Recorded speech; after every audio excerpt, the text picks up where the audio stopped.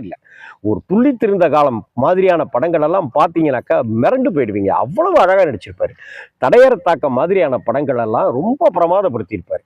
ஆனால் அவருக்கு இன்னும் ஒரு நல்ல ஒரு இடம் கிடைக்கலைங்கிறது என்னுடைய வருத்தம்.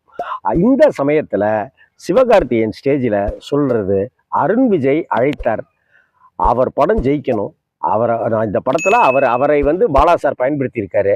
பாலா சாருக்கு இப்படி ஒரு விழா, அந்த விழாவில் நானும் கலந்து கொண்டு பாலா சாரை வாழ்த்தணும், நண்பர் அருண் விஜயை வாழ்த்தணும், அதுக்காக தான் நான் இதில் கலந்துக்கிட்டேன் அப்படின்னாரு.